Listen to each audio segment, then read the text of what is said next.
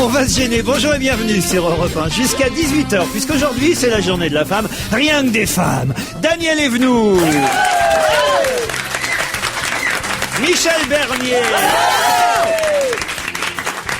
Isabelle Motro, Isabelle Alonso, Marianne Sergent. Et si vous entendez quand même une voix d'homme, c'est Caroline Diamant. Pardon, Caroline. Non, mais c'est vrai, vous avez raison. Une voix un peu plus grave, c'est tout. Mais bon, voilà, c'est une voix d'homme quand même. Oui, mais c'est la seule blonde de notre table. En tout cas, vous êtes contente d'être entre femmes cet après-midi. Avec une vieille, c'est agréable. Et on aimerait que ça arrive plus souvent. Et puisque c'est la journée de la femme, je me suis dit que c'était une bonne idée. Et puis, il est 4 heures. En plus, c'est l'heure du thé. On va amener les Tupperware, comme ça on va voir ce que vous allez acheter. Oui, bien sûr. Et puis on va s'épiler pendant qu'on a... on est là. Vous avez votre vernis, les filles. On va en profiter. Moi, je me demande s'il y a que des auditrices. Non, c'est pas une émission interdite aux auditeurs. Ah non, bien sûr, les hommes qui sont dans leur voiture peuvent évidemment nous écouter, les Oui, dames parce que les aussi. femmes sont dans leur cuisine, c'est bien connu. Non, c'est pas ce que j'ai voulu dire. Ouais. Oh, je sens que je vais avoir du mal aujourd'hui. Oui, Marianne. Pas du tout, elles sont pas dans la cuisine, elles sont en train de défiler en ce moment, de manifester leur violence, leur puissance et l'intérêt qu'elles ont à se mobiliser politiquement. C'était notre minute, on peut toujours rêver. Et elles ont petite radio, elles défilent en nous écoutant. Comme j'aime tous les risques, de toute façon, j'ai décidé quand même de vous poser quelques questions. C'est Isabelle Motro qui sera la cymbale, mais vous pouvez quand même essayer de trouver les réponses, chère Isabelle. Et on va commencer par une femme, justement. Et quand on voit Margaret Kerry, qui a 77 ans, on ne peut pas imaginer que son corps a servi. A servi, mais à quoi? Ah, je sais. Allez-y. Elle a servi à faire la fée Clochette. Oh merde, elle sait. Caroline Diamant. Comment ça? Ah, c'est pas parce qu'il y a 6 femmes qu'il y a 6 connasses. Allez-y, racontez, alors expliquez. Alors visiblement, cette jeune fille, cette femme d'un certain âge aujourd'hui, Oui. lorsqu'elle avait 22 ans, a pendant 2 ans été dessinée dans les studios de Walt Disney pour servir de modèle pour la fée Clochette. Ah, physiquement. Et on en parle cette semaine dans les journaux. Pourquoi? Parce que sort le DVD remasterisé, recolorisé, retour de Peter Pan. De Peter Pan. Voilà. Absolument. Vous dites Peter Pan, vous? Oui. Ah bon? Non? Oui, Moi, je dis Peter Pan. Ça fait plus penser à Pizza Hut. Tu connais Pizza Hut, je voudrais une pâte de pain. C'est pas la même chose, parce que si votre mari a une panne, il pourra pas vous faire pan. Oh, c'est gracieux. C'est un bon moyen mnémotechnique. Et si on veut le dire complètement en français, il faut dire péter pan. Voilà. Ce qui est moins bien. Moi, oui, ça fait moins rêver. Tout de suite.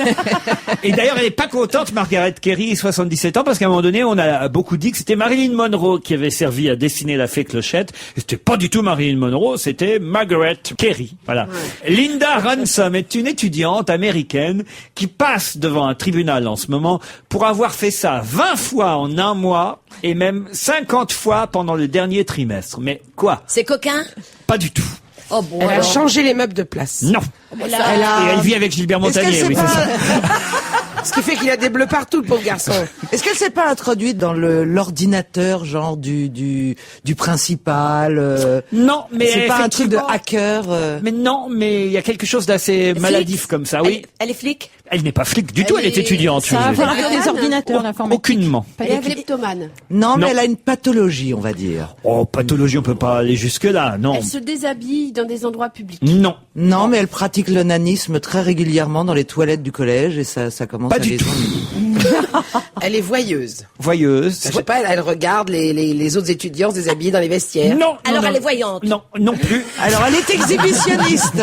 Non, mais d'ailleurs, ça n'a aucun rapport avec le fait qu'elle soit étudiante. Elle pourrait ne pas être étudiante et... Au tribunal, donc c'est sérieux. Il se trouve qu'elle est étudiante. Ça a un rapport avec le sport? Pas du tout. Ça, c'est pas sexuel du tout. Non, j'imagine qu'il y a peut-être des arrière-pensées sexuelles. Elle court nue dans les stades avant les matchs. Non plus. C'est illégal Alors, attendez. aux États-Unis. Est-ce que ça serait illégal en France? Ce serait illégal en France. Illégal, c'est pas tout à fait illégal. C'est ça dépend dans quelle proportion on le fait. Une ou deux fois. C'est la répétition qui Voilà, visiblement pose un exactement. problème. Bravo, Caroline. Est-ce qu'elle a repassé plusieurs fois les examens? Non. Est-ce qu'elle a triché? Oui. Oui. Oh, bah, elle est pas la seule. C'est de Non, la parce qu'il y a un nouveau tricherie, truc aux alors. États-Unis où paraît-il Quand on est une jeune fille, je vais les aider, ces pauvres femmes. C'est pas... Alors, Elle était vierge et elle a essayé plusieurs fois. Voilà, je sais. Non, quand on est une jeune fille, elle fait du harcèlement Oui. au téléphone à son petit ami. Alors, pas à son petit ami. Eh ben, un mec qui veut pas d'elle. Et pas au téléphone, mais elle fait du Alors, harcèlement. Eh ben, elle se pointe Non. tous les jours, Pour quelqu'un. Alors, physiquement, Oui. à la porte de quelqu'un. Alors, qui maintenant? Qui? On Un prof. avance. Alors, ça n'a rien à voir enfant. avec ses études, donc c'est pas un prof. Non. Une star de cinéma. Non. Une star de cinéma. Bravo, Marianne Sergent.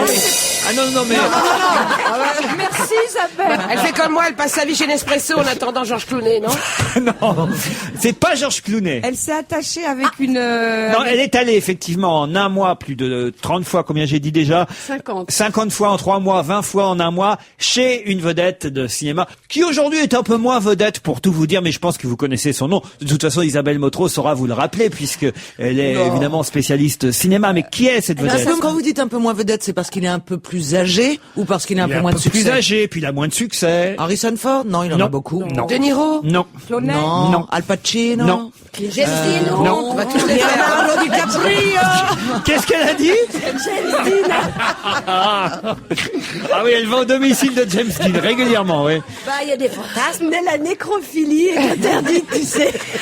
Même en France. Si je vous dis, alors je vais essayer de, puisque c'est qu'on est en pleine semaine Michel Polnareff depuis qu'il a repris, alors je vais vous aider. Si je vous dis par exemple que le film pour lequel on a connu ce monsieur, cet acteur américain, est aussi le titre d'une chanson de Michel Polnareff. La poupée qui dit non? La poupée qui dit non. Qui a joué dans La poupée qui dit non? Moi, Caroline. Rocco Siffredi, je crois. Pourquoi? Non, c'est pas Rocco Siffredi. C'est celui qui a joué dans Robin des Bois. Oui. Trouvez-moi son nom. Kevin Costner. Kevin Costner. Et pourquoi Robin des Bois? Eh ben, pourquoi pas? Il y a une chanson de Polnareff qui, je m'appelle Robin des Bois. Je crois que vous confondez avec Georges Guettari. Non, c'est pas la chanson. C'est pas la bonne réponse. Lettre à France. Lettre à France. Ah oui, Lettre à France. Letter to France. Ah oui, Lettre to France. Le comédien qui a joué dans Lettre à France. Peut-être que je pourrais vous donner l'air de la chanson, mais je suis pas sûr que ça marche. Vas-y. Attendez, je vais essayer. Hein. Bravo, magnifique. Eh ben, rien. Ah, c'est psychose. C'est Maya l'abeille. Attends, Vous avez dit quoi? Maya l'abeille. Non, pas Maya l'abeille. Il y a la chanson de Polnareff. Une mouche. Alors c'est le grand là. C'est Jeffrey. Jeff Goldblum. Jeff Goldblum, excellente réponse de Michel Bernier. Alors là, C'est j'aurais jamais pensé à lui. Jeffrey, je dis, moi. Enfin, c'est moi qui avais trouvé que c'était du harcèlement physique. Oui, enfin, elle a quand même trouvé la mouche, il fallait le faire. Oh, dis donc. Et Jeff Goldblum. Non, c'est surtout Reconnaître la mouche dans l'espèce de bourdonnement qu'a émis Oh, je Laurent, l'ai c'est bien quand même chanté. assez... Je suis une mouche. Je voudrais rassurer les gens qui ont pris leur place pour Polnareff, il ne la chantera pas comme Laurent. Hein. Et Jeff Goldblum, vous comprenez qu'une étudiante harcèle Jeff Ah, Goldblum? c'était la question. Mais ça fait déjà 10 minutes qu'on est dessus. Moi, j'avais oublié la question. On est compte, elle s'est rendue au domicile de Jeff Goldblum, cette étudiante, quasiment 50 fois en un trimestre, 20 fois en un mois, et là, elle passe devant le tribunal, effectivement, pour harcèlement. Ce n'est pas du goût du comédien qui doit être protégé de cette groupie beaucoup trop collante pour une mouche. Voilà, en sûrement quelque sorte. vilaine. Pourquoi sûrement vilaine? Bah, parce que si elle était jolie, croyez-moi qu'il se plaindrait pas. Ah oui, j'avais pas pensé à ça. Peut-être pas, ça doit être... Vous l'avez Non. déjà eu, vous, qui maintenant avait une certaine notoriété, un gros succès autour de cette table. un certain âge. Ah non, il y a des fans qui vous harcèlent, qui vous envoient des courriers régulièrement. Marianne, non? Non, mais moi j'ai eu harcelé pas mal dans ma période de groupe. Ah bon? Ah oui, qui? Ah, mais je ne peux pas donner de nom. Tout ça est dans des bouquins, ça sortira quand je serai mort. Ah non, mais c'est un la- nom au moins. Un nom au moins de personnes que vous avez harcelé, une Ah célébrité. bah un nom de personne que j'ai harcelé Charles-Élie Couture. Ah oui, il faut avoir envie. Oui. Mais c'est-à-dire que quand j'ai commencé à le Il était chez harceler, Drucker samedi soir, en direct de Nancy. mais je ne Oui, l'avais c'est jamais vrai. vu. Il a quand j'ai changé, il harcelé. avait le balai, vous voyez, Désirless. À l'envers, c'est Charles-Élie Couture. Mais je l'avais jamais vu. J'ai entendu sa voix, je me suis dit ce type-là est pour moi. Comme Alors, un avion sans aile. Et tu l'as rencontré? Oui, je lui ai envoyé un Mont Blanc. Je me suis dit, il serait obligé de répondre. Tu veux dire la crème? Mont Blanc, le stylo ou la Non, crème? pas la crème, le stylo. Et vous l'avez jamais rencontré depuis? Si, je l'ai rencontré. merde. On a eu une correspondance de 2 ans que je sortirai forcément dans un festival. Avec le Mont Blanc, bien sûr. Avec le Mont Blanc, bien En plus, évidemment. c'est ça va, il est modeste comme garçon. Il est modeste et il écrit très bien, mais il fait des très beaux dessins que je vais revendre très cher. Isabelle Alonso, vous avez harcelé déjà quelqu'un? Ah non, non, non, Jamais. jamais. Et vous-même, Non, vous êtes non. parfois harcelé? Non, il y a des gens qui m'écrivent régulièrement, mais j'appellerais pas ça du harcèlement. Je suis pas. Ah ouais? Bah oui, je suis même pas obligée d'ouvrir les courriers si je veux pas. Donc Vous, c'est pas du Isabelle harcèlement. Motro, il y a... Non, moi je peux pas dire que c'était harcelé, mais on m'a écrit Faudra que j'en régulièrement prenne des jeudis, aussi alors, la prochaine fois. par, Bah, vous êtes pas encore allé jusqu'à moi. On n'est pas allé jusqu'à nous. Moi, j'ai été régulièrement, on m'a écrit régulièrement un type que je n'ai jamais rencontré, qui m'écrivait en breton ancien en plus, et qui m'envoyait des sortes de, je pense, des trucs magiques qu'il fallait que je brûle et une fois que je les aurais lus, etc. C'était très très impressionnant, mais alors, avec des plumes. Et vous ne l'avez pas fait? Si, je l'ai fait. Et vous, Michel Bernier? Alors moi, quand j'étais chez Bouvard, il y avait un mec qui m'écrivait tout le temps. Il s'appelait Séraphin. Déjà, ça faisait envie. C'est vrai, c'est vrai. Et donc, il m'avait donné rendez-vous. Il m'avait dit, j'adore Claude Barzotti. Donc, il sera à l'Olympia tel jour. Je vous attendrai devant l'Olympia avec mes tickets. Mais je sais pas pourquoi je suis pas allée. Je me suis dit, Séraphin plus Barzotti, ça fait quand même beaucoup. Et vous, Caroline? Écoutez, moi je reçois de temps en temps une lettre signée l'amoureux, mais avec aucun Robert l'amoureux qui... non, avec aucun nom, rien. Voilà, ça m'intrigue. Parmi toutes les autres lettres, comme celle-ci. Mais n'est pas qu'est-ce qu'il signée, dit? C'est des qu'il choses m'aime, que gentilles. je suis sublime, que je suis belle, que des vérités. Quoi. Et vous, Daniel? Oh oui, bah oui, moi j'en ai, c'est vrai, vous m'avez même lu ici. J'ai toujours des gens qui rêvent de me voir à moitié nue dans mon costume de pervenche. Pour beaucoup de gens, mais oui, bah, je reçois toujours du courrier, j'ai des groupies. Nu en pervenche. Bah, en dessous, tu sais que le costume fait toujours rêver. C'est vrai. Alors voilà. L'uniforme fait. C'est-à-dire que Daniel a cette caractéristique qu'elle est toujours toute nue dans ses habits. Et ça fait fantasmer. Oui, t'as raison. Ah, Mais là, c'est vrai, hein. Nathalie et Irina Strozzi sourient régulièrement dans les journaux en ce moment. Pourquoi? Parce qu'elles Elles sont sont russes. sur des publicités. Non, Nathalie et Irina Strozzi, qui sont deux sœurs, faut le dire, sourient régulièrement dans les journaux en ce moment. Pourquoi? Elles ont un nom de joueuse de tennis. Ah oui. Elles ont des, Non, c'est des pas du sportives. Elles ont elles font de retrouvé la leurs politique, parents. elles font de la politique. Pas du tout. Elles ont retrouvé leurs parents. Non. Elles ont gagné Elles quelque n'ont chose. pas retrouvé leurs parents, mais Elles ont retrouvé de la famille. bon, indirectement, on va dire. Ah, c'est des jumelles qu'on a réunies. Non. Ah non, elles la se sont séparer. rendues compte qu'elles étaient apparentées à quelqu'un de connu. Bravo. Et à qui? Alors à qui À Ségolène Royal. Jeff Goldblum. Non. Alors. Un homme politique? Non. Est-ce qu'elles sont artiste apparentées à quelqu'un de français? Pas français, non. Nathalie peintre. et Irina Strozzi. Elles descendent d'un peintre. Pas d'un peintre. Ah, d'un Un artiste. artiste. D'un musicien. de Tolstoï. Si vous étiez un peu maligne, si vous aviez bien retenu ma Vas-y. question. Elles sourient tout le temps. Parce que sourit. Léonard de Vinci, la Joconde. Alors? C'est les héritières de Léonard de Vinci. Elles sont apparentées. Pas à de Léonard de Vinci. De Mona Lisa. Excellente réponse d'Isabelle Motro. Mona Lisa Strozzi. Bien sûr. Domenico Savini est un généalogiste italien et en se plongeant dans des archives florentines, il vient de découvrir les deux dernières descendantes du modèle, Natalia et Irina Strozzi, deux jeunes princesses italiennes qui descendraient donc de Lisa Gherardini. C'était plusieurs thèses, hein, on n'est pas sûr vraiment que ce soit, mais enfin bon, en tout cas, les deux, alors évidemment, toute la presse italienne... C'est dingue, elles sont déjà princesses et en plus elles descendent de Mona Lisa, mais c'est tout pour les mêmes. Regardez leur sourire, hein, c'est fou comme c'est pas ressemblant du tout avec la... Et surtout, elles sont pas habillées pareil. Hein. Ah, voilà. Autre question. Qui verra-t-on faire son entrée le 23 avril prochain dans un couvent, les Sœurs de Jérusalem? Ségolène Royal. Non. Une femme politique. Vous voulez dire qu'au lendemain du premier tour, elle rentre dans un couvent. Parce que le premier tour, c'est le 22 avril. C'est-à-dire, soit elle va remercier, soit elle va pleurer. Est-ce que c'est une femme ou C'est une femme, C'est bah une oui, qui femme. rentre dans un couvent. Ah, mais je ne sais jamais avec vous. Les sœurs de Jérusalem, c'est en France? Non, je vais vous dire, c'est même à Jérusalem. C'est à Jérusalem. Non, mais attends. Non, mais attends. Mais attendez, est-ce que c'est quelqu'un de chez nous? Est-ce que c'est quelqu'un de français? C'est quelqu'un de français, madame. Une chanteuse? Non. Qui a décidé de se Même taire? si elle a chanté, parce que ce week-end, tiens, je l'ai vu chanter. Oh, mais l'hymne Oula. national. Oh, ça doit être quelqu'un qui a chanté au Resto du Cœur. Je l'ai vu chanter, c'était sur Télé Mélodie, alors cherchez pas. Oula, oui. Mais c'est une ancienne chanteuse. Non, Une femme Une politique. comédienne. comédienne, oui. C'est une petite pause ou est-ce qu'elle a l'intention d'y rester? Elle n'a Bon. pas l'intention. Mais de non, rester. si c'est tourner une un comédienne, film. elle tourne un film. C'est pour tourner un film. C'est Sophie Mais Marceau. c'est pas pour tourner un film en tant que comédienne. Mais comme réalisatrice. En tant que réalisatrice. Nicole Garcia. Et c'est pas tout à fait un film, c'est un... Un documentaire. Bravo. Mireille d'Arc. Elles sont bien, les filles. hein. Pardon, Mireille c'est d'Arc. Mireille d'Arc. Excellente réponse de Caroline Diamant. Oui, mais elles sont coiffées pareil, et Caroline aussi, ça doit faire. Mireille d'Arc va à la rencontre de plusieurs communautés religieuses, parmi lesquelles les Sœurs de Jérusalem, pour tourner un documentaire qui sera diffusé le 23 avril prochain. On la verra donc entrer. Elle l'a déjà fait, évidemment, le documentaire, mais on la verra concrètement sur les écrans de télévision entrer dans ce couvent le 23 avril prochain. Vous êtes déjà rentré dans un couvent, Caroline? Non. Non. Vous y avez pensé? Jamais. Non, ça m'étonne. Pourquoi vous y pensez pas? C'est le truc pour moi le plus abstrait au monde de renoncer aux Et hommes. vous, Daniel? L'idée de me taire pendant un mois. Ah oui. Mais je serais capable d'y aller. Sœur Michel de Sainte-Bernier. Ah oui, alors moi, non, même pas en rêve. hein. Quand j'étais petite, je voyais toutes mes copines qui allaient, faisaient des retraites pour faire leur communion, et je trouvais ça super, la robe, les montres, les gâteaux, tout ça.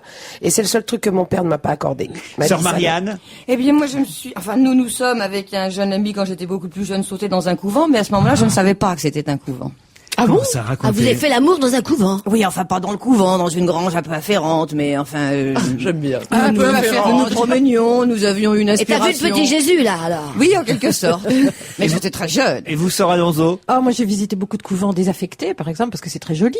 Mais J'ai que des païennes, hein, ici. Que autour de des ça. Mais moi, je il y a encore rentrerais Isabelle bien Mouton. dans un couvent, moi. Je trouve. Non, mais je le ferai pas parce que ça doit être horrible à Je vivre. le ferais bien, mais je le ferais pas parce que Non mais, c'est horrible. non, mais le problème, c'est que tu peux pas te dire. Enfin, si tu peux faire des retraites de temps en Oui, temps. mais bien sûr ça que c'est oui. autre chose. On Mais, peut méditer aussi dans son salon. Oui, mais je sais pas l'idée de ce truc comme ça, cet espace en pierre qui n'a été habité que par des gens silencieux et qui se dévouent aux autres. Je sais pas, il y a quelque Mais chose. tous les couvents ne sont pas silencieux. Toutes les bonnes sœurs ne font pas Enfin. vœu de silence. Mais elles font rarement des émissions de radio, par exemple, tu vois.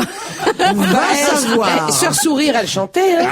arrête. Dominique Nick. Est-ce qu'elle se rendait bien compte de ce qu'elle Non, chantait? bah non, pas du tout. On va quitter les sœurs pour les Beatles, si vous le voulez bien. Et la pochette, vous vous souvenez tous de cette pochette de l'album des Beatles, Pepper's Lonely Hearts Club Band. Vous voyez laquelle c'est, Oui. Caroline Diamant? Oui, vous voyez laquelle c'est c'est? laquelle? Ils Non, traversent, oui. c'est ceux qui traversent. Quand C'est ils où? traversent. Non, héros. c'est ceux où ils ont des C'est- uniformes couleur pastel en satin. Il y a plein de gens. Ah Tous oui, les oui, héros oui, des oui. Beatles figurent sur la. Alors sur la justement, pochette. cette pochette d'album a été retouchée. Pourquoi? Ah, ils ont rajouté quelqu'un? Non, ils ont Non, ils ont enlevé quelqu'un. Ils ont enlevé quelqu'un avant même la vente de l'album. hein. C'est pas Brian Jones Non, qui est- non, non. Non, ça doit être quelqu'un de... Il y avait quoi sur cette pochette? Des gens qu'ils admiraient, c'est Oui, ça? il y avait Marilyn Monroe, il y avait Karl Marx, il y avait Bob Et la Dylan. personne qu'ils ont enlevée, c'était quelqu'un qui était déjà mort ou c'est quelqu'un qui est mort à ce C'est moment-là? quelqu'un qui était déjà mort. Ah oui, Depuis et qui longtemps. mais dont l'histoire a dû révéler qu'il s'était mal conduit. Oh, oh.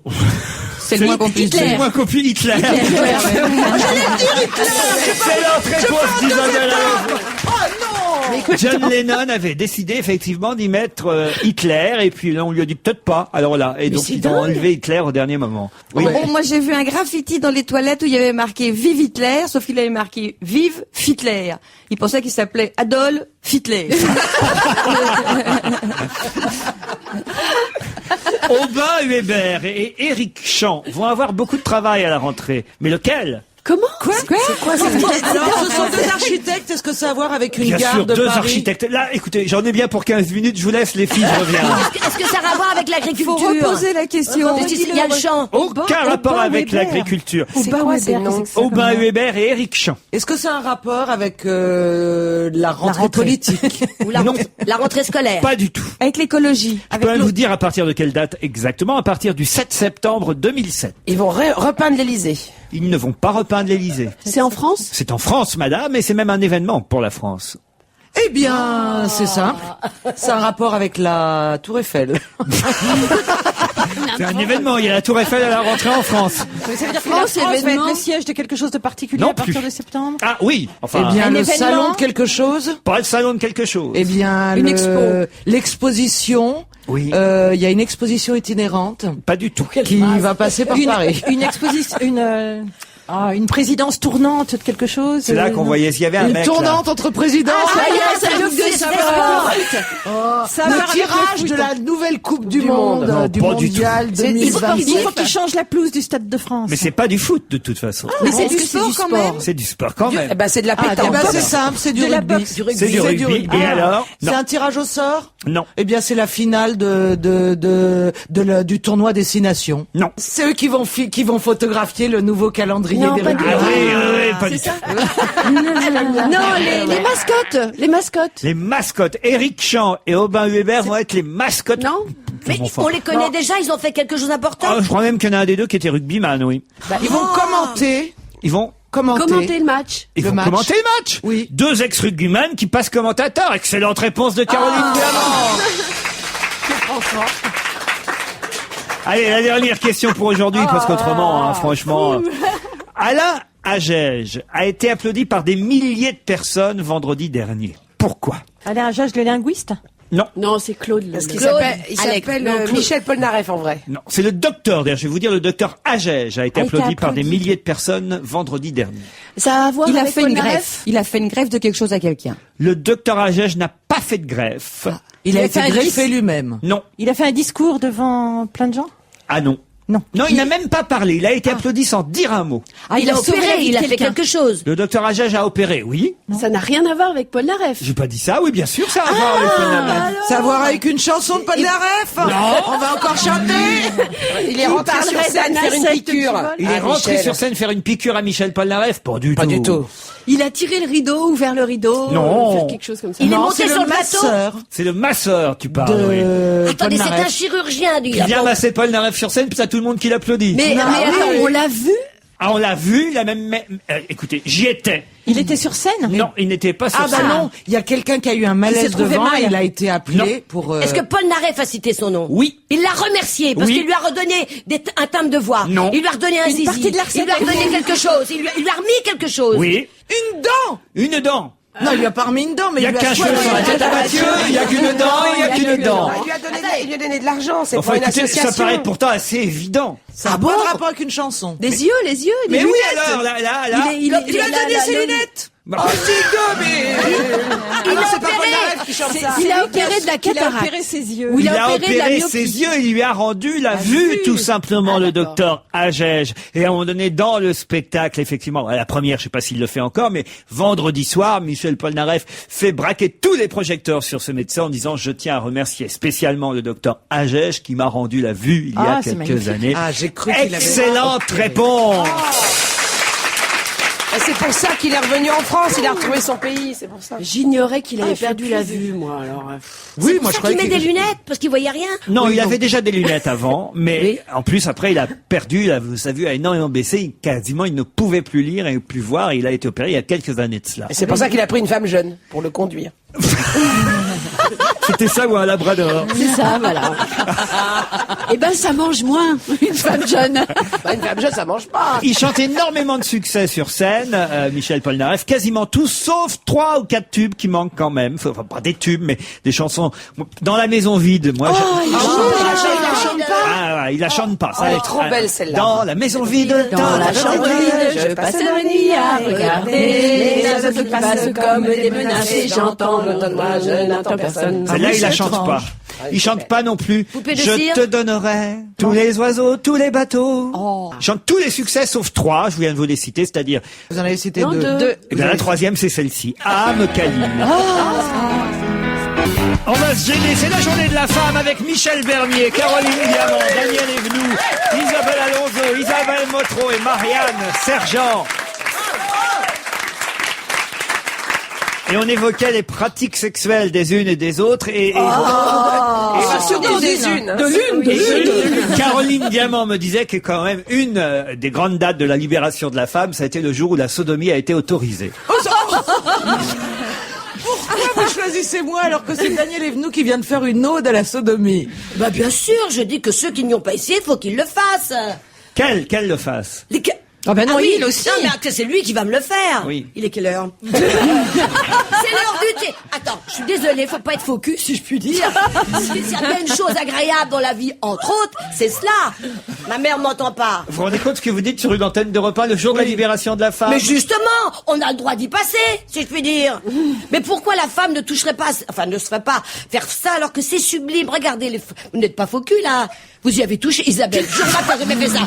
Isabelle, regarde-moi dans les yeux. Mais parce que t'as un œil un peu parle à Isabelle Motro, hein. Alors, Elle parle à Isabelle. alors là, je pose une question. Elle l'a pas dit. Aucune de vous n'a fait ça dans sa vie. Moi, Alors, mes enfants écoutent la radio. Donc je ne donc tu réponds l'as pas à fait. ce genre de questions. Et ils savent ce que c'est sodomie, c'est du propre. moi je comprends les hommes qui vivent entre eux parce que c'est si bon. C'est si bon de prendre un petit coup par là. Da la la la C'est la bien, la. il y a des gens qui sont dans leur voiture, qui écoutent Europe 1. Eh ben ils conduisent d'une main. Et ils n'apprennent rien, à mon avis. Hein. Mais enfin, ils vont tous rentrer chez eux et ils vont Bon, dire à alors, la il femme. faut arrêter de dire libération de la femme. D'abord, c'est libération des femmes. Ensuite, la sodomie est une pratique sexuelle extrêmement égalitaire puisqu'il suffit pour la pratiquer d'être pourvu d'un anus, ce que tout le monde, a priori, autour de cette table et dans le public et là-bas dans la cabine, tout le monde en a un. Donc allez-y, c'est pas faux, c'est Ça, assez des trous bon du comme cul à truc, hein. Europe 1, c'est pas ce qui manque.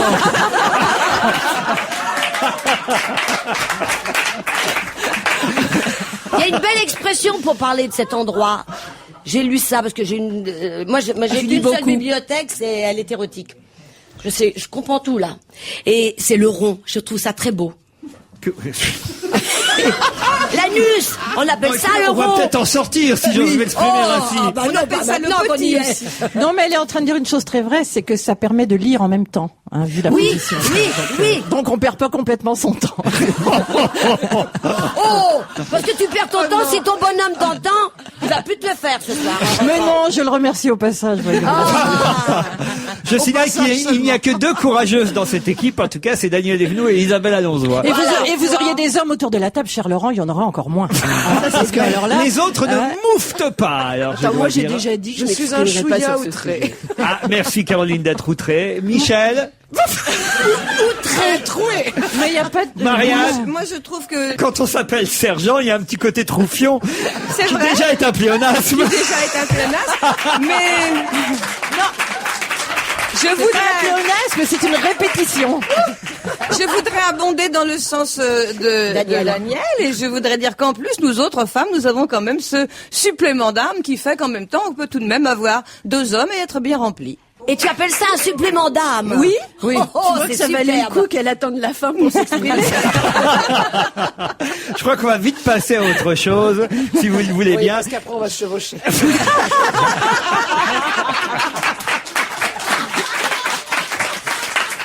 Et parlons plutôt de la parité, la fameuse parité homme-femme avec Michel Bernier, peut-être parce que c'est vrai qu'on parle de plus en plus de cette parité, hélas pour vous mesdames, pas toujours respectée. Et vous Michel, vous la constatez cette parité? C'est-à-dire, moi, je suis désolée si je vais être un petit peu embrumée parce que j'ai fait un peu tous les bistrots hier soir pour poser la question. Oui. Pour avoir des vrais trucs philosophiques. Et alors on vous a répondu quoi? Alors on m'a dit, un mec m'a dit, quand tu demandes à un homme si parité c'est un mot qui fait peur, il te répond, ah non, c'est un mot qui me fait chier. J'ai demandé aussi, on m'a dit, être l'égal des hommes, ça veut pas dire être aussi con. C'est vrai. Hein? C'est vrai. Bon. La journée de la femme, ils ont fait ça en mars, hein, parce que c'est sûr que la parité, pour beaucoup, c'est un truc qui vient d'une autre planète. Tiens, remets-moi.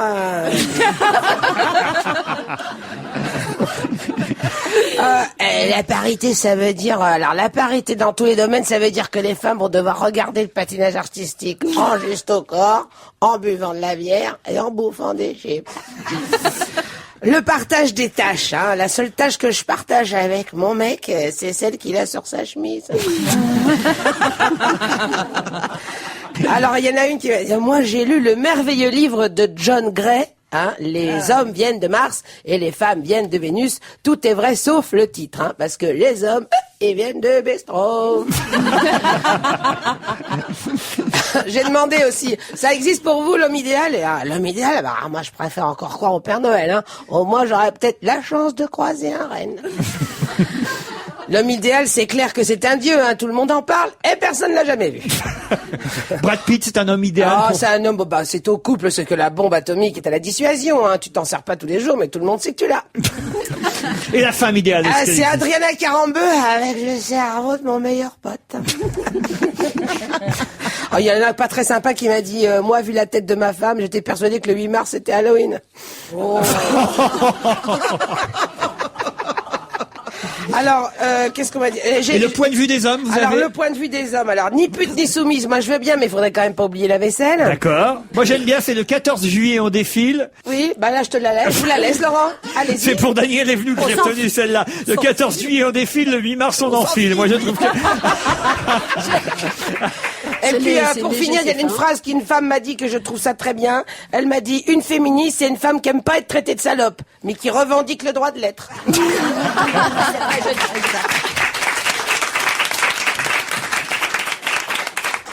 Bon, alors il y a quand même un sujet qui va peut-être vous intéresser. Vous avez vu ça dans Elle, peut-être.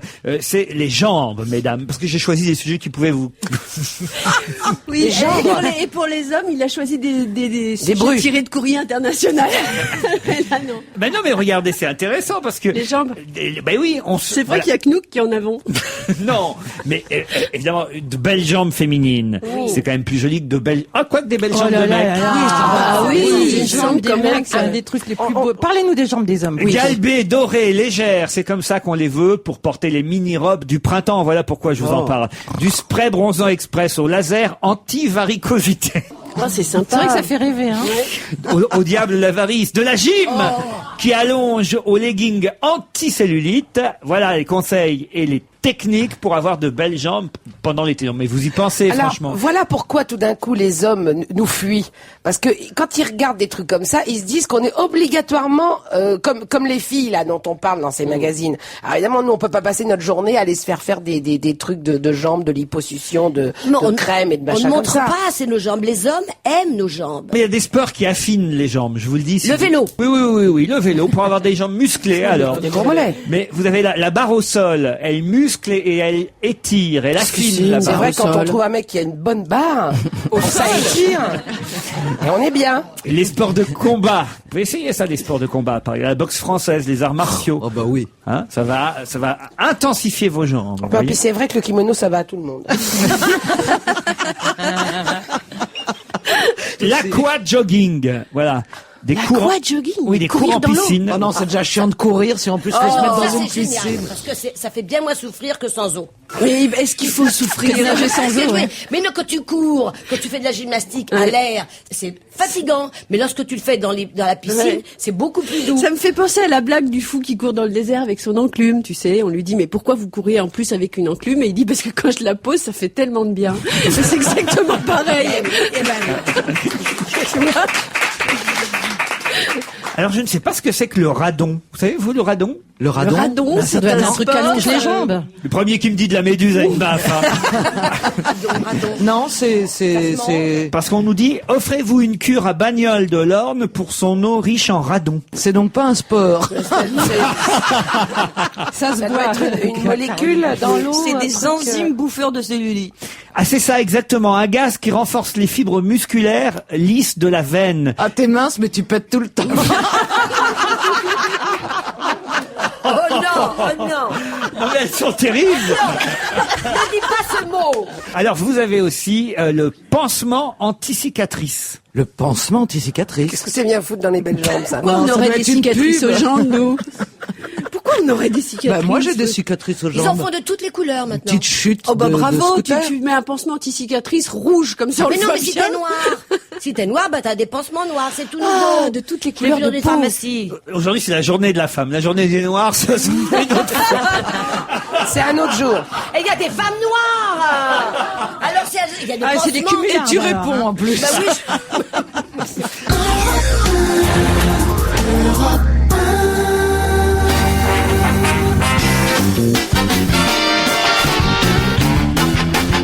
Michel Bernier, Isabelle Motro, Marianne Sergent, Isabelle Alonso, Caroline Diamant, Daniel Evenou.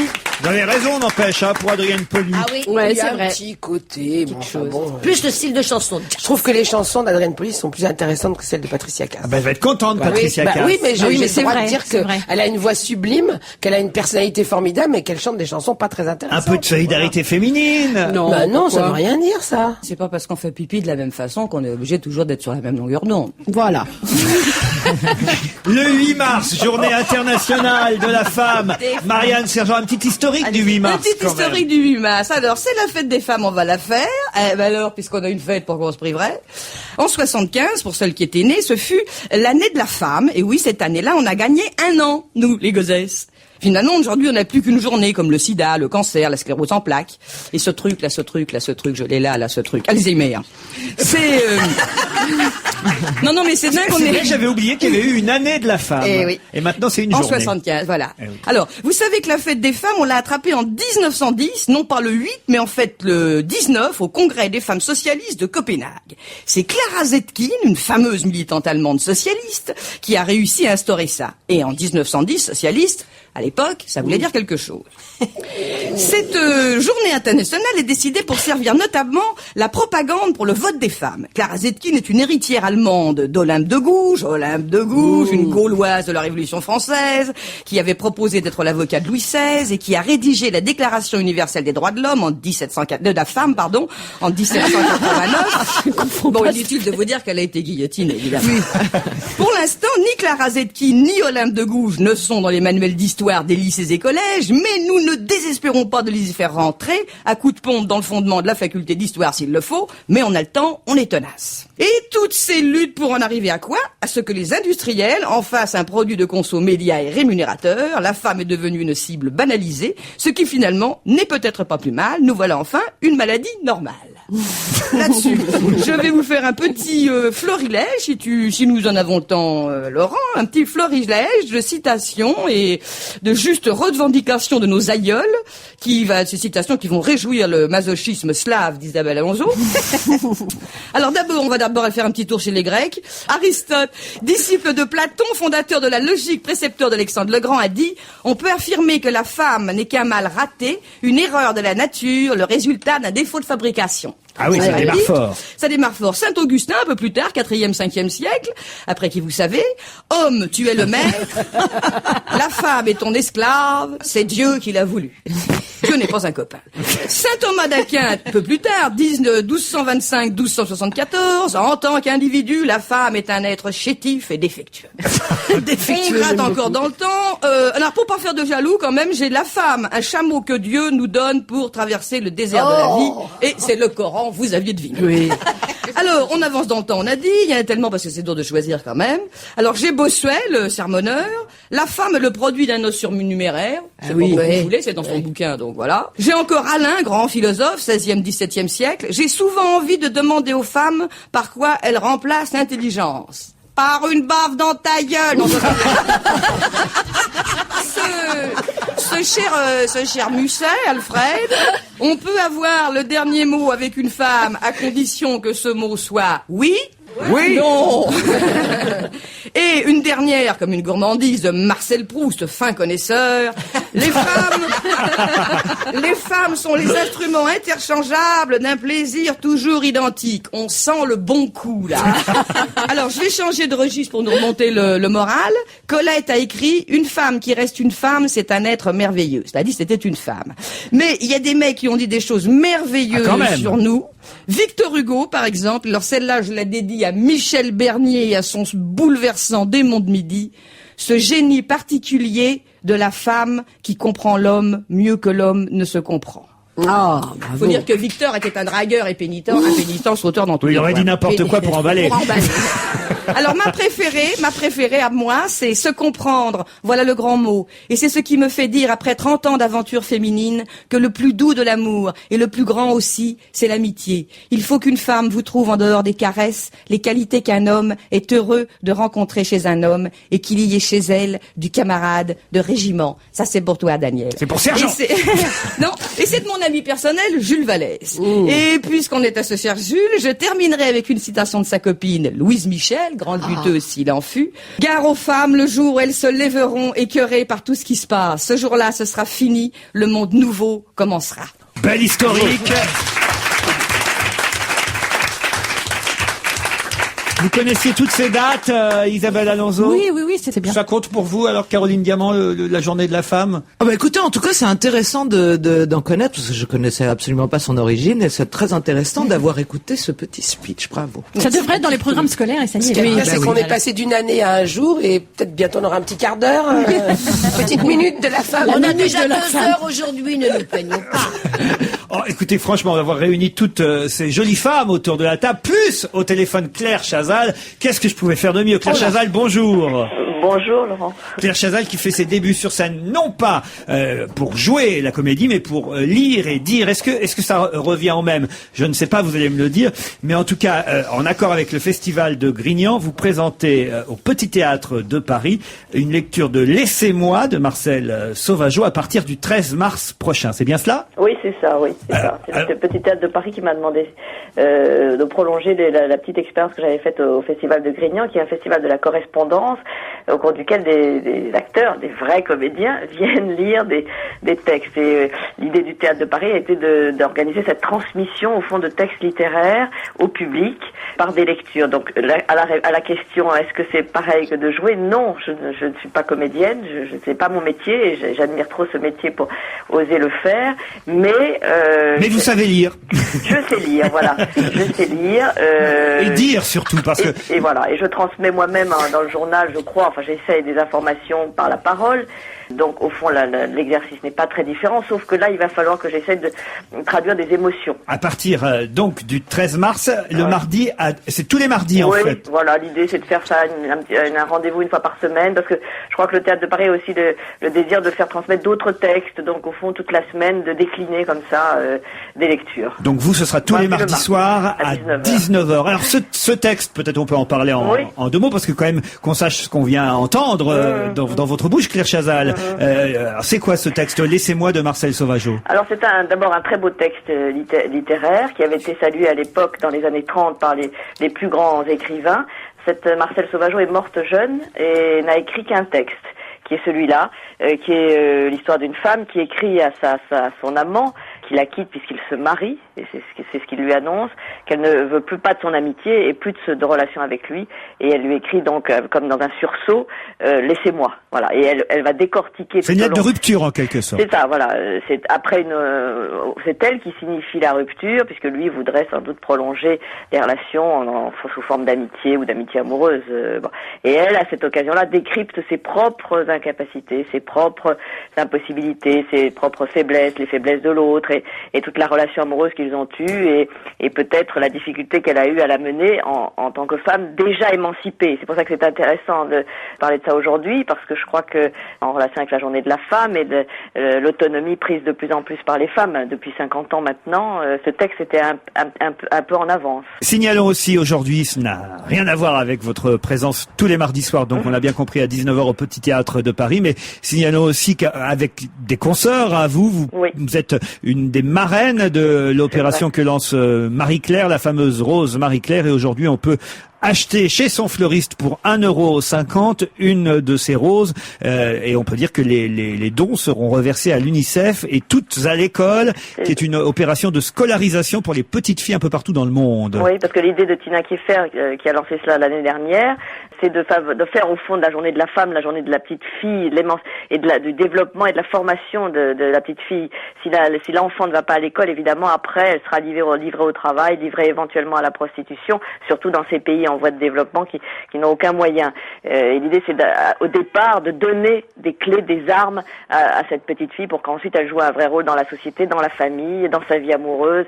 Et c'est ce qui a été fait, puisque grâce aux dons récoltés l'an dernier, en 1 an, une école a pu être ouverte déjà à Phnom Penh, que Tina est allée inaugurer en septembre avec 100 petites filles qui n'étaient jamais allées à l'école et qui vont à l'école grâce à cette rose Marie-Claire. Et l'idée, c'est évidemment à terme d'avoir 1000 enfants dans cette école. Alors messieurs, vous savez quoi faire ce soir? Achetez une rose pour l'amener à votre compagne, épouse ou amie, et en plus vous ferez une bonne action. Oui. Une petite douzaine de roses, ça les Ah tuerait pas voilà, non plus. un bouquet. Ce que je voudrais dire, c'est que l'idée de Tina Keffer, c'est basé sur le fait que partout où les femmes vont à l'école, n'oubliez pas que l'immense majorité des enfants qui ne vont pas à l'école sont des filles, partout où les filles ont accès à l'instruction, les maladies reculent, la violence recule, la société avance. Donc c'est très important de s'occuper du problème à sa source, c'est-à-dire de donner aux petites filles une éducation. Voilà pourquoi elles ont ouvert une école, elles sont allées dans le pratique directement. Enfin, ça serait bien que ce genre d'initiative soit relayée au niveau des États. Merci pour votre témoignage et vos quelques réponses à nos questions. Claire Chazal, qu'on retrouve donc chaque mardi soir à 19h au Petit Théâtre de Paris. Merci Claire. Merci beaucoup, merci. Au revoir. On va se gêner sur Europe 1. C'est avec Laurent Ruquier.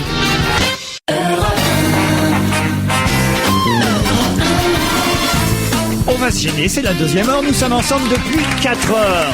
Ça fait déjà 1 heure que vous supportez, mais dans le bon sens du terme. Et j'en suis tout ému finalement. D'avoir autant de femmes autour de moi. Daniel Evenou est là. Caroline Diamant. Michel Bernier. Isabelle Motro. Marianne Sergent. Et même Isabelle Alonso.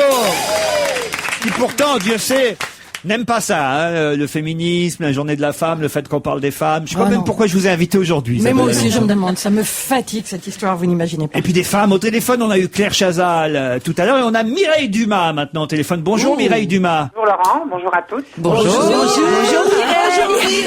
Qu'est-ce que vous pensez de la journée de la femme, Mireille? Écoutez, moi je pense que c'est bien, c'est très bien, hein, si ça permet à toutes les femmes d'oser parler, car la vie d'une femme est dure, il faut le dire, elles sont violées, elles sont boulimiques, elles s'intéressent au foot même. Alors n'oublions jamais ces mots d'Olympe de Gouges en 1791. La femme a le droit de monter sur l'échafaud, mais elle a également le droit de monter sur mon plateau. Merci Mireille. Christine O'Krent est aussi au téléphone. Bonjour Christine. Oui, bonjour Laurent, bonjour mesdames. Quelle brochette. N'est-ce pas? Vous avez été la première femme à présenter un journal télévisé. Oui, enfin, j'étais bien après 1791 quand même. Hein. C'est vrai. Mais j'avoue, je ne suis pas peu fier d'avoir cette primeur. D'ailleurs, après, vous avez remarqué, tout le monde s'est engouffré dans la fente. Claire Chazal, Laurence Ferrari, Béatrice Schoenberg, Harry Roselmack. C'est pas une femme, Harry Roselmack. Ah, j'en sais rien, mais en tout cas, c'est une minorité. C'est vrai. Amanda Lear est au téléphone aussi. Bonjour Amanda. Oui, bonjour Laurent. Alors bonjour, la parité, mesdames. qu'est-ce que ça vous évoque, la parité, Amanda? Ça t'as qu'à demander à mon mec, hein. Pour moi, la parité, c'est suivant l'humeur. Des fois, non, je fais ça assis et des fois debout. Mais bon, je ne vous dirai pas si je relève la lunette, hein, mystère. Non, sérieusement, Laurent, une femme, aujourd'hui, pour avancer dans la vie, elle se doit d'en avoir, hein. Et croyez-moi, je suis de celle-là. On l'imaginait bien, Amanda. Ah, Catherine Jacob aussi vient de nous parler de la parité. Bonjour, Madame Jacob. Non mais attends, non mais je ne crois pas la parité. Non mais mon Lolo. Tu savais comme je m'en fous de la parité. Mais qu'est-ce que tu viens m'empacter les ovaires avec la parité? Ça fait bien longtemps que j'ai remédié à ce problème. J'ai acheté un lave-vaisselle. Parmi les femmes importantes cette année, évidemment, Ariel Dombal, qui parce que la femme sait être nue aussi. Vous êtes d'accord pour la parité offensive, Ariel? Pardon, j'ai dû prendre froid au Crazy. Mais vous savez, Laurent, le string, ça ne protège pas la gorge. Alors que vous dire sur la parité, mon Dieu? La parité, je crois que dans le fond, c'est avant tout un amour de soi, mais finalement de l'autre. Et j'ai d'ailleurs demandé à BHL de danser dénudé, mais il m'a dit « ta gueule !» en rajoutant « ainsi parlait Zarathustra ». Ah oui, ça c'est bien Bernard-Henri Lévy. Jane Birkin aussi fait partie des vôtres, mesdames, aujourd'hui. Bonjour Jane. Voulez-vous nous parler de l'homme idéal en cette journée de la femme? Oui, salut. Moi, je voulais vous dire que l'homme idéal, d'abord, je veux dire, il faut qu'il ait des toutes petites mains. Sinon, il va drôlement s'emmerder avec moi. À part ça, slip ou caleçon, chaussettes tout bas, moi, je m'en fous. Il faut juste faire attention. Parce que je veux dire, il y a des maladies, et même des maladies vénériennes, et que même l'homme idéal, il peut en avoir. Alors moi je dis que c'est vrai, du mois de septembre au mois d'août, il faut des bouts de caoutchouc, quoi, c'est tout. Vous pouvez nous la chanter, celle-ci, même? Du mois de septembre au mois d'août, il faut des bouts de caoutchouc pour protéger les petits bouts, les petits bouts, les petits bouts, les gros bouts. Qu'est-ce qu'on raconte? Il me fait dire n'importe quoi, celui-là. Ah, évidemment, Ségolène Royal a accepté de répondre à nos questions pour la Journée de la Femme. Bonjour, Madame Ségolène Royal. Merci Laurent pour cette question. Vraiment, merci. C'est une très bonne question. Merci. La Journée de la Femme est largement abordée dans mon pacte présidentiel. Que certains détracteurs, mais détracteurs en campagne, c'est normal, si vous me permettez cette calembourtude, l'appellent, si certains détracteurs l'appellent le patch présidentiel, hein, car il permettrait d'arrêter de voter. Non, pas le patch, on a bien compris qu'il s'agissait du pacte présidentiel. Oui, mais cela c'est de la petitesse d'espritude. Donc, disais-je, la journée de la femme, eh bien je vais l'étendre à 24 heures. Et oui, Laurent, les choses doivent changer. Et la rupture tranquille passe par la femme. Est-ce que vous pensez souvent à ces mots d'Aragon, la femme est l'avenir de l'homme, Madame Royal? Merci, Laurent, merci pour cette question. Aragon, bien sûr que j'y pense. Un homme qui n'a qu'un seul défaut, celui d'être mort. Car vous savez, Laurent, on peut affirmer aujourd'hui, après des siècles de couillitude, que l'homme est à la politique ce que le suppositoire est au mal de gorge, c'est-à-dire inefficace. Alors, au revoir et merci, Laurent. Merci, Madame Royal, et merci à toutes ces femmes. Grâce à qui? Grâce à Frédéric Lebon, un homme qui imite les femmes. Frédéric Lebon. Alors, je suis déçu qu'on n'ait pas entendu Rika Zara. Elle va bien, Rika? Rika va très bien. Pour moi, la femme, ça ne résume qu'à une chose. Vous le savez depuis longtemps, Laurent, aussi bien que moi. Au risque de choquer ces dames, la bassine. Et Frédéric Lebon, vous pouvez aussi peut-être demander à Fanny Ardant, qui est à côté de vous, de nous dire juste un petit bonjour à Fanny Ardant. Oui, bonjour. C'est Fanny Ardant. Écoutez, je suis très heureuse que la femme soit à l'honneur, car vraiment, j'ai toujours milité pour la femme, pour son esprit et sa grâce avant toute chose. Bravo pour toutes ces imitations, Frédéric Lebon, toutes ces femmes réunies. Personne ne vous a encore imité, Daniel Evenou? Ben, je crois que Frédéric Lebon, un jour j'ai rencontré, il m'a dit qu'il était en train d'essayer de chercher. Mais je vais vous dire, j'ai eu un doute quand j'ai entendu Mireille Dumas tout à l'heure. Oui. Je me suis posé la question, est-ce que c'était vraiment Claire Chazal? Elle est folle. Mais non, mais c'était tellement bon, tellement fort. Chazal, c'était vraiment elle. D'accord, voilà.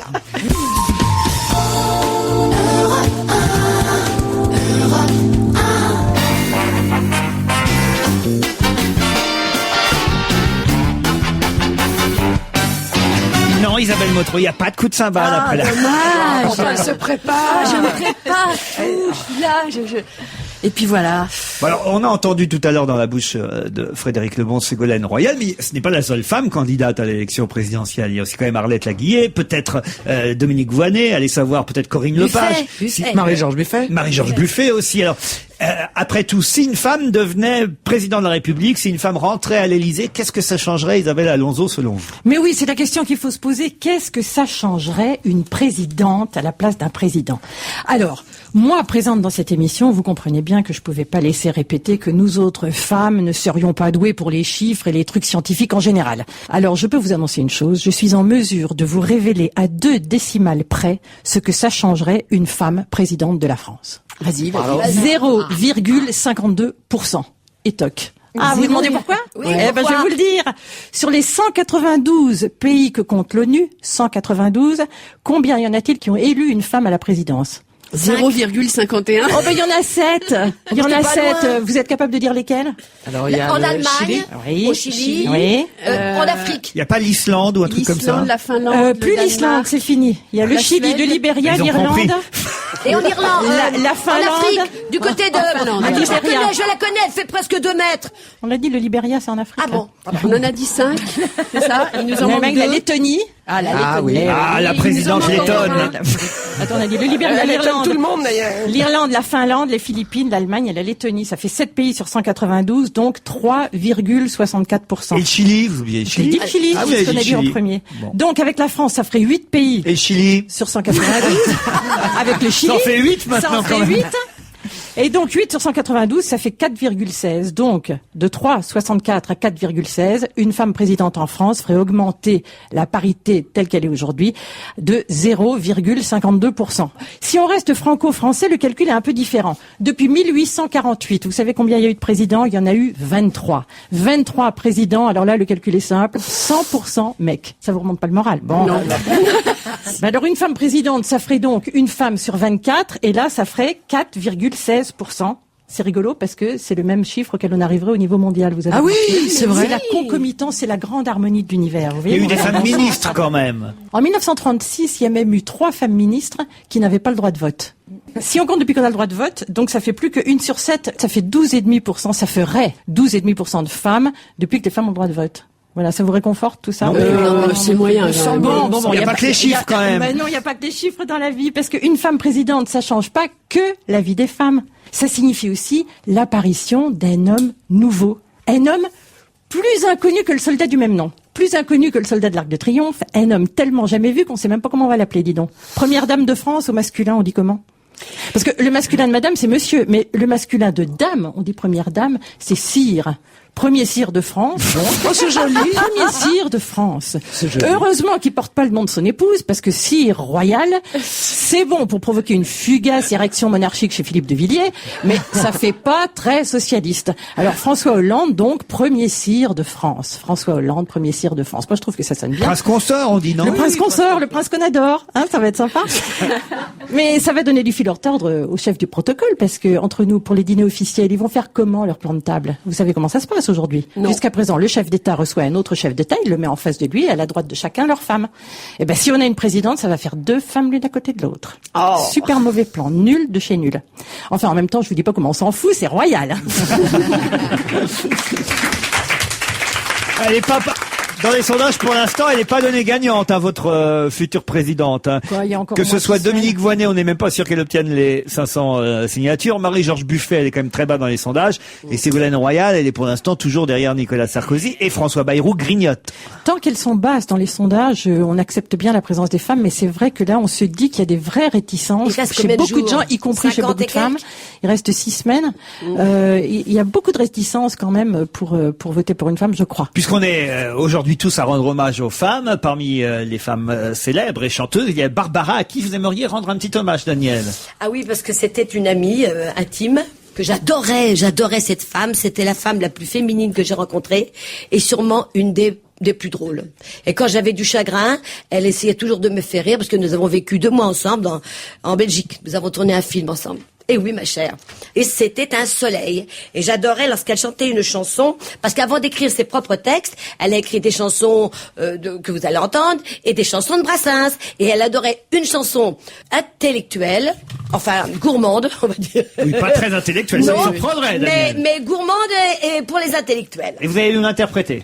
Mesdames et messieurs, vous avez eu le retour de Michel Polnareff vendredi dernier, après 34 ans d'absence sur scène. Eh bien, cet après-midi, exceptionnellement pour la Journée internationale de la femme, vous avez le retour à la chanson de Daniel Evenou. Bravo!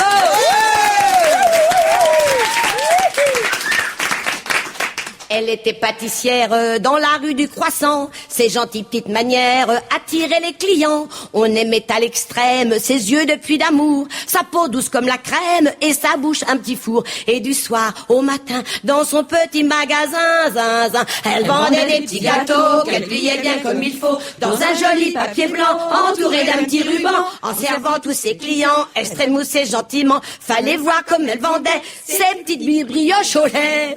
Un jour dans sa boutique, un vieux monsieur entra, d'un petit coup d'œil oblique, vite il la remarqua. Pour parler à la belle, il choisit des bonbons. Donnez-moi, mademoiselle, un cornet de marron. Et d'un petit air malin, il en prit 2 dans sa main. Elle vendait des petits gâteaux qu'elle pliait bien comme il faut, dans un joli papier blanc, entouré d'un petit ruban. Je vous offre, dit-il, mon coco, des marrons et mon corcho. Corcho, dit-elle, vous l'avez, mais les marrons sont glacés. Il s'assit à une table table pour manger un petit chou. Elle se montra aimable, elle offrit un peu de tout, puis insista coquette pour qu'il prît du nougat. Mais lui, hochant la tête, tristement répliqua: à mon âge, voyez-vous, je prends que du caramel mou. Elle vendait des petits gâteaux qu'elle pliait bien comme il faut dans un joli papier blanc entouré d'un petit ruban. Le vieux lui faisait les yeux blancs et suçait en tremblotant dans un verre d'eau et d'orgeat une petite langue de chat. Il y avait 3 heures passées qu'il était assis là. Elle pensait énervée, il ne partira pas. Ne sachant plus que faire pour le dévisser du sol, elle lui dit en colère: mangez ces croquignoles. Il répond d'un ton sec: je n'aime pas les gâteaux secs. Ah non, ah! Elle vendait des petits gâteaux qu'elle pliait bien comme il faut dans un joli papier blanc entouré d'un petit ruban. Elle lui dit d'un petit air doux: bah mon cher monsieur, si vous n'aimez pas les gâteaux secs, mangez donc de la merde avec. Et ben voilà.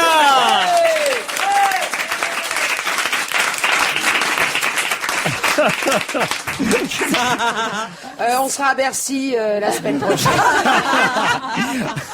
Mais c'est un petit bijou.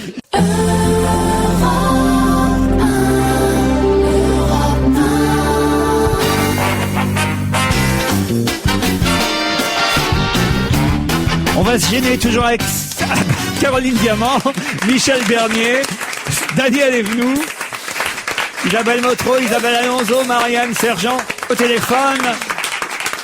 Nous avons Christine Ockrent pour Madame la... 3 petits points de suspension. Ces femmes qui nous gouvernent, c'est le sous-titre du livre écrit par Christine Ockrent qui, fine mouche, avait choisi la date du 8 mars pour sortir son nouveau livre. Bonjour Christine Ockrent. Bonjour Laurent Ruquier, salut les filles. Bonjour Christine. Bonjour. Et là, c'est la vraie. Je vis un enfer, Christine Ockrent. C'est la vraie là. Hein. Christine, pourquoi que t'es pas là avec nous? Christine, sauvez-moi de cette affaire.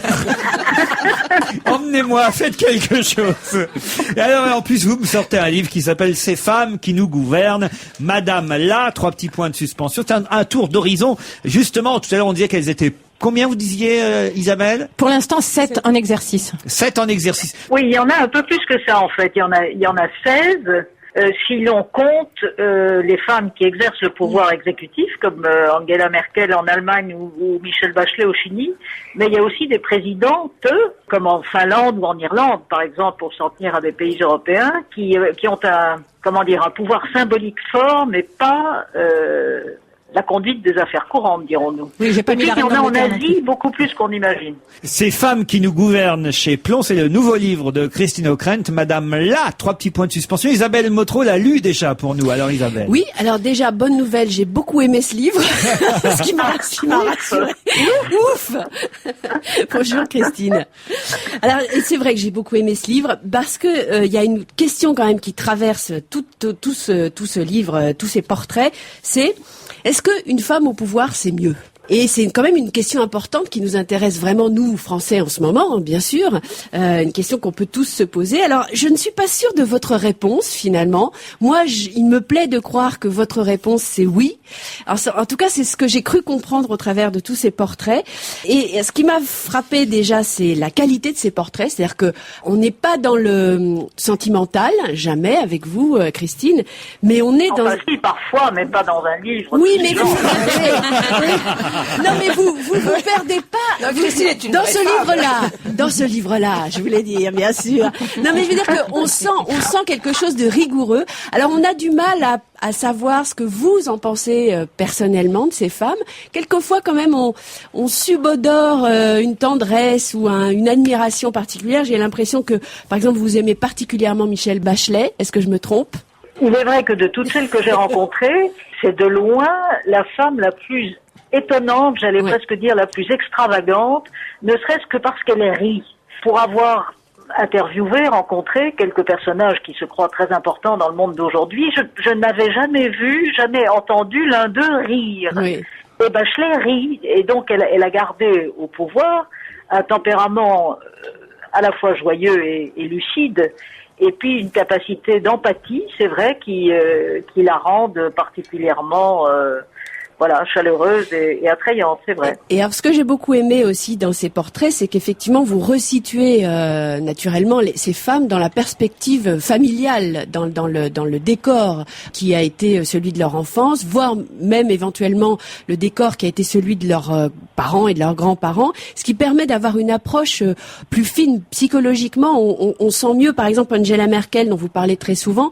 Vous faites l'historique un peu de sa famille et surtout de son père, qui était pasteur, et d'un coup, elle prend une dimension tout à fait différente quand on ignore ce détail, ça n'en est justement pas un. Et alors ça, c'est vrai pour Merkel, c'est vrai pour Ségolène un peu, pour Hillary Clinton, etc.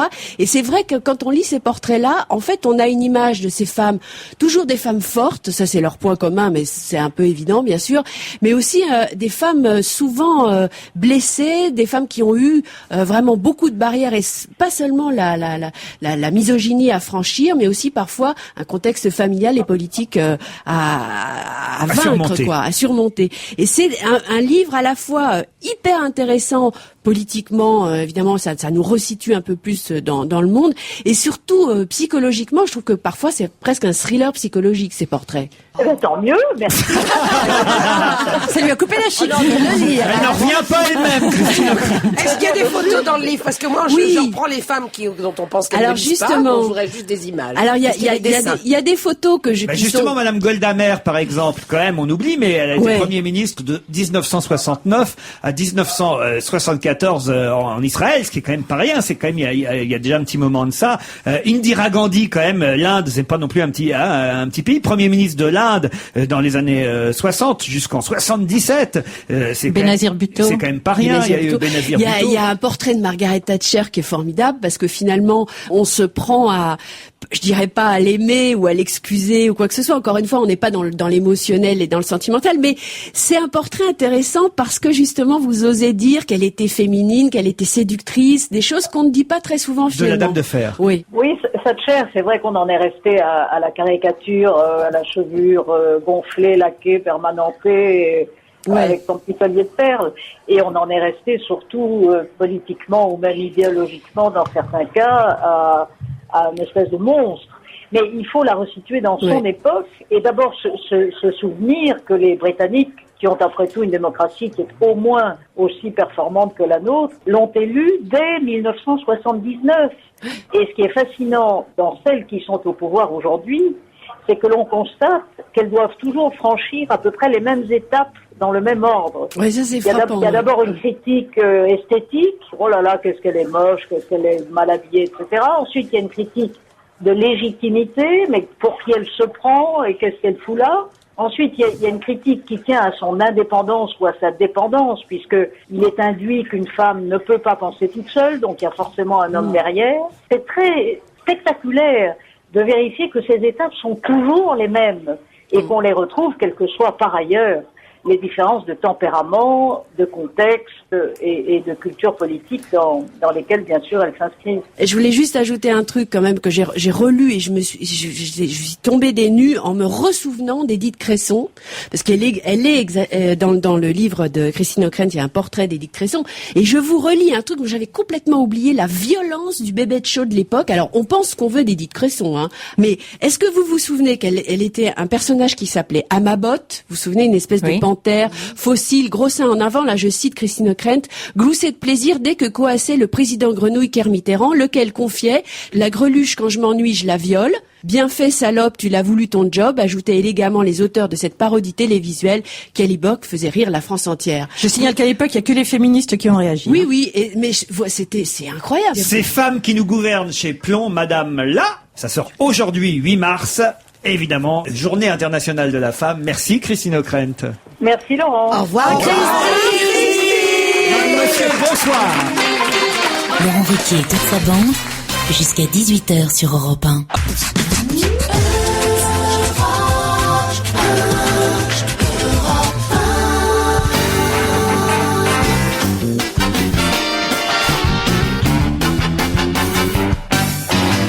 Le DVD du jeudi, on ne change pas les bonnes habitudes, même s'il n'y a que des femmes autour de ces micros. Alors j'avais choisi un DVD qui était fait pour vous plaire. Cendrillon, le sortilège de Cendrillon, le tout nouveau film Walt Disney en DVD, puisque avec maintenant Disney fait des dessins animés qui ne sortent pas forcément en salle, mais qui sortent en DVD, des suites en fait aux grands dessins animés qu'on connaît. Et le sortilège de Cendrillon, j'imagine que c'est la suite du Cendrillon qu'on connaît. Alors, vous l'avez regardé, Marianne Sergent? Oui, je voudrais savoir autour de la table combien on est punis à avoir dû le regarder. Il y a aussi Michel Bernier qui l'a regardé, et Caroline Diamant aussi. Non, c'est très mignon, c'est la suite. Alors finalement, le pitch, vous m'aviez dit la semaine dernière, le pitch, ça me fait penser aux petits trucs qu'on mange pour les goûter, là. Et donc, c'est la même chose, Vous sauf confondez que... avec le kirsch. Donc alors, les parce enfants, j'ai dit. on en était à, ils se marièrent et eurent beaucoup d'enfants, si ma mémoire est bonne. Ils eurent beaucoup d'enfants. La méchante madame, la mère des deux jeunes Vilaines. les vilaines, parce que quand elles sont vilaines, elles sont méchantes en plus. Oui. Et puis les Elles ont gentilles, des prénoms à la con. elles sont Javotte et belles. Anastasie. Et elles sont brunes, toujours. Toujours brunes. Toujours. On est désolé. Et voilà. Et donc, elles sont toujours aussi méchantes. Et puis leur maman, elle est très méchante. Et puis ça se voit parce qu'elle habille en violet, on dirait l'évêque cochon. Alors donc, on sent que c'est une très méchante. Elle a piqué la baguette magique de la bonne fée. C'est pas vrai. Si, la bonne fée, elle l'a transformée en pierre. C'est une horreur. La bonne fée ne peut plus rien faire. La méchante, elle a la baguette magique et elle fait que des méchancetés avec. Et c'est affreux. Nous, parce que moi j'ai un petit vécu derrière moi. Alors je me disais, ça va bien se finir. Alors Cendrillon, elle est vachement gentille, elle est toujours vachement jolie. Elle a grossi, elle est vachement blonde. elle est autrement. Mais elle a vieilli, progressé. non. Elle a progressé ici parce qu'avant c'était simplement une jolie petite nièce qui n'avait rien à dire et qui énervait tout le monde. Et maintenant elle est devenue Barbarella, c'est-à-dire elle fait du cheval à fond, elle se défend, elle fait des mauvais coups Mais et tout. toujours pas un gramme de cellulite. Quant au prince, il était déjà con dans le premier épisode. Ça ne s'est pas amélioré, mais au moins maintenant il a des belles allures, il se passe la main dans les cheveux quand il la voit. Les dessinateurs ont fait des efforts. Et tout se passe en 24 heures. Une espèce tout de se Jack passe en Bauer, 24 heures, tu vois, de Walt Disney. Donc voilà. Alors Michel, vous alors? Moi j'ai adoré. J'ai trouvé ça d'une intelligence, d'une fraîcheur. C'est vrai, je me suis dit, ça fait combien d'années, de milliers d'années maintenant qu'on nous fait croire qu'au Prince Charmant. Et je me dis là maintenant, c'est même pas au Prince Charmant qu'on nous fait croire, c'est à l'andouille charmant, quoi. C'est le ravi de la crèche, l'imbécile heureux avec son costard ridicule. Bon, voilà, quoi, aucun intérêt. C'est dommage parce que moi j'aime bien les suites généralement. Ça veut dire que la première fois on s'est régalé, mais ça veut pas dire pour ça. C'est comme un mec, hein. Le premier coup c'est le bon, mais le deuxième des fois on est un peu déçu. Mais là c'est un petit peu pareil, voilà. Mais bon. Caroline, vous? Alors, une suite, très bien, mais faut pas toucher à ce qu'on a connu enfant, Cendrillon.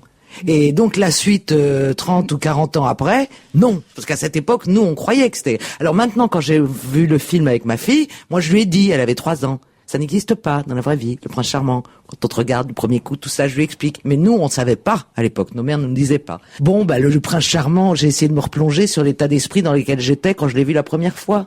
Et je l'ai trouvé beau. Voilà, même si c'est une andouille, on s'en fout. S'il existait, ce serait quand même sympa. Alors, il y a la vilaine Javotte. Alors, j'aime bien parce que la vilaine, ils lui ont fait des pieds, c'est le chose du 47. C'est vraiment tous les clichés. Oui. Elle devient gentille à la fin. C'est pour pas qu'elle rentre dans la pantoufle, Mais oui, j'imagine. mais comme sa mère a la baguette magique, je dois vous dire qu'elle détend la pantoufle de verre, ça devient... Mais... elle rapetisse pas les pieds.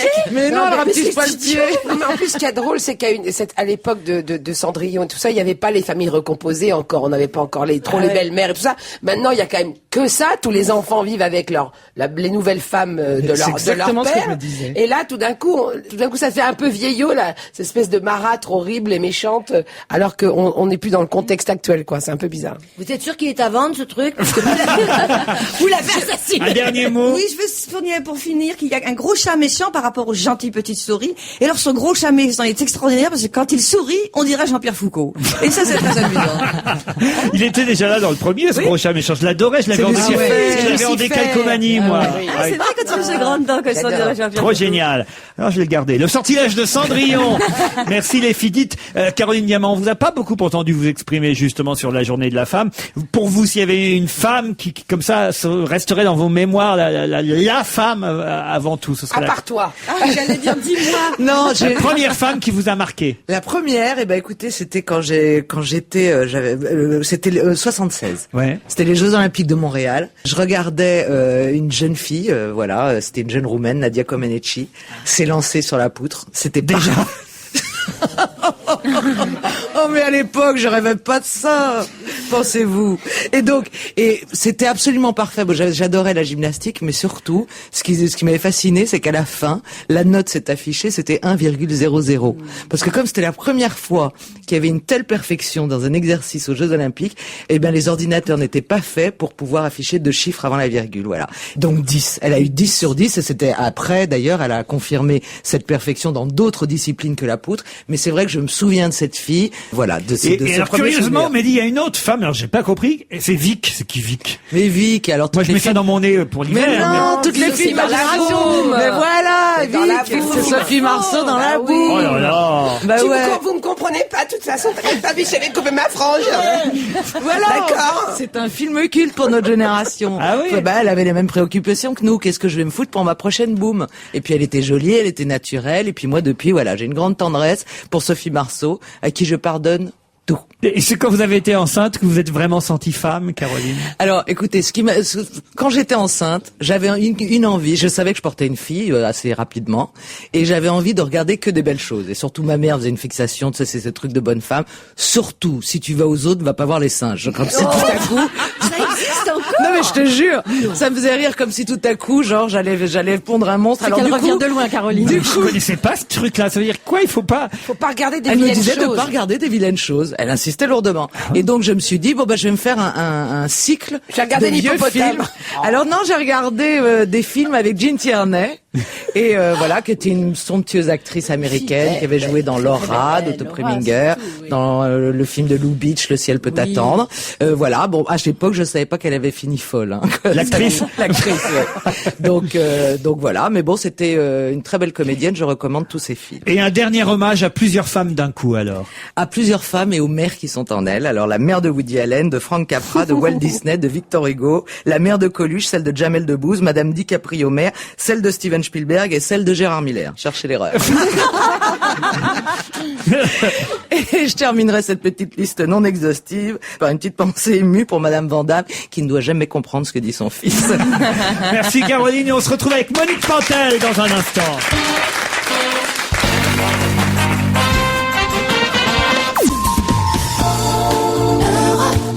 Parlons-nous.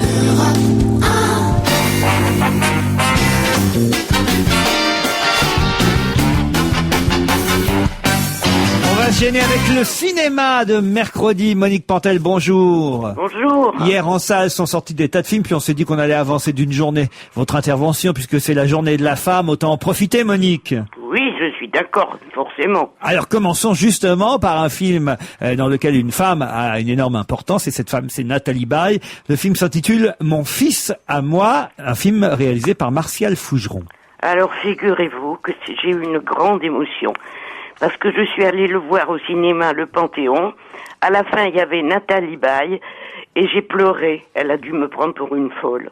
J'ai pleuré après avoir vu le film, parce que dans le film, elle fait une mère très méchante. Sûrement, elle est très méchante avec son fils préféré, son fils unique. Elle a une fille.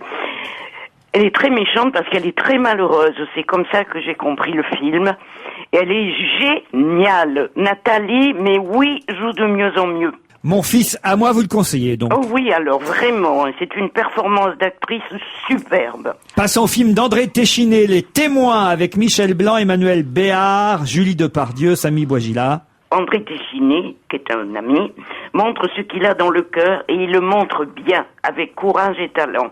Il montre la solitude d'un type qui lui ressemble sûrement, un homo qui se trouve pas beau, c'est Michel Blanc, de plus en plus grandiose. Il montre un petit minet qui drague tout le monde, Johan Libéraux, qui se refuse à Blanc, pourtant qu'il aime, soi-disant, et qui se donne à Samy Bouajila, qui est le mec de sa meilleure amie Emmanuel Béard. Il se savait pas homo, il est flic et beurre. Et alors voilà, c'est formidable. C'est un très beau film parce que sur ce bonheur, sur cette tranquillité, cet amour sans tabou, comme je disais, tout d'un coup, c'est le début du sida. Cette épouvantable maladie, et c'est effrayant, et c'est très bien montré, et c'est très courageux. Et le médecin, parce que Michel Blanc est médecin, il va commencer dans le film la lutte contre le sida. Isabelle Motro a vu aussi Les Témoins. Oui, c'est très poignant parce qu'effectivement, comme le dit Monique, c'est le début du sida et on voit comment, nous évidemment, hélas, on sait comment ça continue, hein, mais au début, on voit apparaître cette maladie comme ça sur ce jeune homme qui sait pas du tout ce qui lui arrive, personne sait ce qui lui arrive, et puis on voit les choses qui se mettent en place, c'est-à-dire les médecins qui commencent à dire mais en fait c'est une pandémie, ça va être une pandémie, la moitié des patients qui croient pas vraiment, c'est tout un état d'esprit comme ça qu'on revit grâce à Téchiné d'une manière vraiment sensible quoi, et juste c'est très émouvant ce film. On passe à Contre-enquête, un film avec Jean Dujardin, Laurent Lucas. En flic ravagé par la mort de sa fille violée et tuée dans la forêt, Jean Dujardin est admirable, formidable, on s'en doutait, il sait tout faire, il sait tout jouer. Mais l'histoire, qui est pourtant vraie, est incrédible, du moins pour moi, pour qui la vengeance n'est pas un plat qui se mange froid. Je peux pas vous en dire plus sous peine de dévoiler le film, qui est d'ailleurs très bien fait. Oui, moi je trouve ça très réussi, je l'ai vu ce film. Ah oui, moi j'ai beaucoup aimé, vraiment j'ai accroché. Parce que les scénars nous embarquent sur différentes pistes sans qu'on sache vraiment laquelle est la bonne. C'est une histoire de manipulation et nous-mêmes on est manipulés, je trouve moi, ça j'ai bien très aimé très ça. fort. Et Jean Dujardin, je le trouve très étonnant. After the Wedding, un film alors là pour le coup danois avec Mads Mikkelsen, Oh, vous faites bien cet accent-là. Bien. et c'est réalisé par Suzanne Bier. On l'a vu dans Casino Royale, c'était le méchant. Hein. Alors Jacob, c'est donc lui. Je l'aime pas, hein, ce personnage, pas lui, mais le personnage. Il dirige un orphelinat aux Indes, ce qui est très sympa. Mais il n'a pas assez d'argent pour continuer cet orphelinat. Et un riche homme d'affaires danois le convoque au Danemark, du coup, pour lui faire une énorme donation. Du coup, il y va. Il arrive et le milliardaire danois l'invite au mariage de sa fille. Et là, tout se gâte parce que le Jacob va s'apercevoir que la fille est en fait une fille qu'il aurait eue et qu'il n'avait pas reconnue. Et il se méfie de la générosité du milliardaire. Il a tort, c'est le milliardaire qui est le plus sympa du film. C'est très délayé et ça prouve que la méfiance est un vilain défaut. After the Wedding, Isabelle Motro. Moi j'ai beaucoup aimé ce film. J'ai trouvé ça. Si, écoute, il y a une façon de filmer. Elle suit un peu le dogme, la réalisatrice, et c'est comme ça très vif, très plein d'énergie, très cru. Et moi là aussi j'ai marché du début à la fin parce que on est complètement captivé par les relations complètement inattendues qui se nouent entre ces personnes. On ne sait plus qui est l'autre, puisque effectivement il y a ce secret de famille qui clôt la scène du début de l'exposition. C'est vraiment moi j'ai vraiment marché. Mais tu n'as pas préféré le milliardaire? Oui, c'est vrai que pourtant au début, voilà, c'est ce qui est bien dans ce film, c'est qu'au début il y a des personnages qu'on aime ou qu'on n'aime pas, et on se rend compte que finalement les apparences sont vraiment trompeuses et on se fait avoir. Moi j'adore ça dans les films. Ça fait plutôt des bons films tout ça. En tout cas, on va rappeler Mon fils à moi avec Nathalie Baye, Les Témoins, le film d'André Téchiné avec Michel Blanc, Julie Depardieu, Contre-enquête aussi avec Jean Dujardin, Laurent Lucas, éventuellement After the Wedding conseillé par Isabelle Motro qui veut nous parler aussi, j'en suis sûr, de La femme coupée en trois et dont on a retrouvé un quatrième morceau. C'est le film de Laure Marsac, un film court, il fait 1h10, il est très étonnant, c'est un peu tati, un peu comme ça, elle a un petit ton très très surprenant, c'est frais, c'est vraiment un très joli film. Avec Laure Marsac et Denis Podalides, le quatrième morceau de La femme coupée en trois. On se retrouvera, Monique, vendredi prochain. Ah bon? Mais tiens, comment ça bon? Elle a l'air surprise. Et puis je tiens à remercier toutes ces femmes qui sont venues aujourd'hui. Vive les femmes! Merci Laurent! Mais on n'y reprendra pas avant le 8 mars l'année prochaine. Hein. Bye bye, à demain.